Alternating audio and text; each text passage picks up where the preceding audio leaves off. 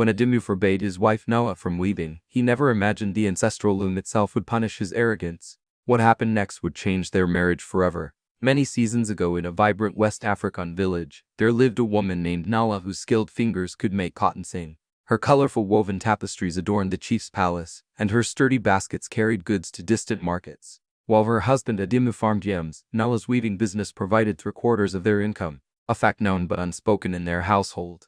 Nala's talent came from generations of weavers. Her grandmother's ancient loom stood proudly in their courtyard, its wooden frame darkened by decades of loving hands. Every morning before sunrise, Nala would offer colonnets to the loom, whispering prayers to her ancestors as she worked. Customers traveled for days to commission her pieces, often paying extra for the blessed touch of her creations. Adimu initially took pride in his wife's fame. See how the traders begged for Nala's cloth. He'd boast at the palm wine hut, but as seasons turned, his laughter grew strained. One evening, he returned from market empty-handed while Nala counted piles of cowrie shells from her latest sale. That night, he tossed restlessly on their bamboo bed, listening to the rhythmic clack-clack of Nala's loom under the moonlight. The village noticed first, where Adimu once strode confidently through the fields. He now walked with hunched shoulders. When Elder Hidi praised Nala's latest ceremonial cloth, Adimu snapped, "Any woman can push thread." The gathering fell silent. Nala pretended not to hear, but her shuttle hesitated mid-pull. That night, she worked later than usual, the loom song continuing long after the owls began their mournful calls. As harmattan winds dusted the village with golden haze, Adimu's resentment grew like thorny acacia. He began intercepting Nala's customers at the compound gate. "Come back tomorrow," he'd growl, though tomorrow never came. When Nala confronted him, Adimu threw his calabash cup against the wall. "You think because your hands dance, you can disrespect me? From today this loom sleeps." Nala's heart clenched as if squeezed by a Bacoba brute. "Husband, this loom fed your mother during the Great Famine," she pleaded, fingers brushing the sacred wood. "Our children's school fees, your brother's bride price." "Enough," Adimu's bellow startled nesting birds. "You'll tend the house like proper wives do. No more threading madness." That night, he barred the courtyard door with fresh-cut mahogany. Nala obeyed but grew thin as millet stalks. She stopped singing her grandmother's weaving songs. When market women asked why her stall stood empty, Adimu laughed too loudly. "My wife finally learned her place." One moonless night, Nala crept to the disused loom. As tears fell on the silent frame, she whispered a desperate prayer to her ancestors. Unknown to her, the loom's warped thread shimmered faintly in response, a sign the spirits had heard.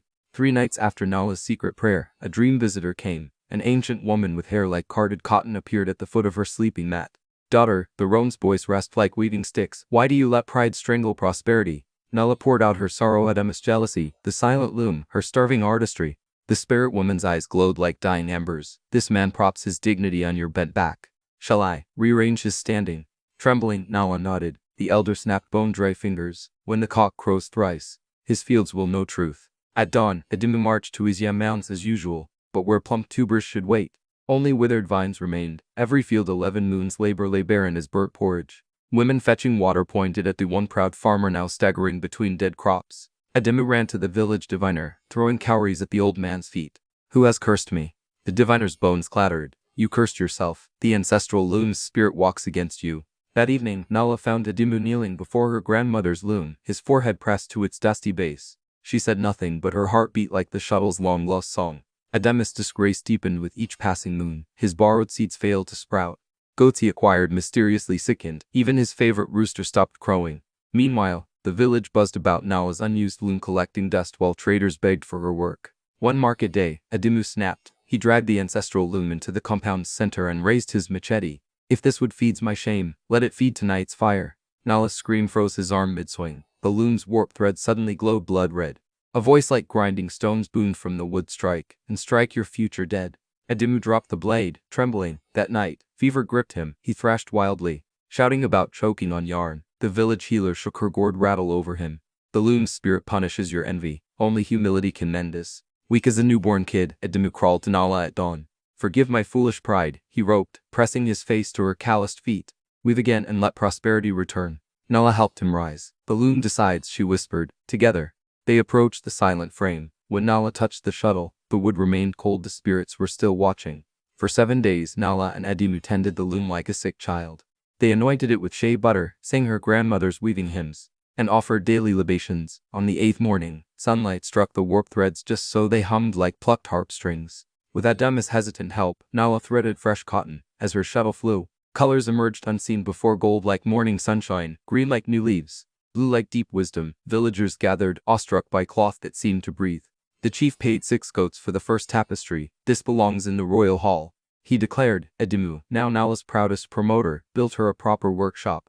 Their compound became a weaving school where husbands helped wives prepare thread. Years later, when grandchildren asked about the loom's carvings, Adimu told the whole story without shame. "Pride makes a poor blanket," he'd say. "Better to wrap yourself in shared labor." Nala lived to see her great-granddaughter weave on the ancestral loom. On market days, you could still hear Adamu's voice rising above the crowd. "See my wife's magic hands." The spirits themselves guide her shuttle, and the old loom liked its agreement. Content at last.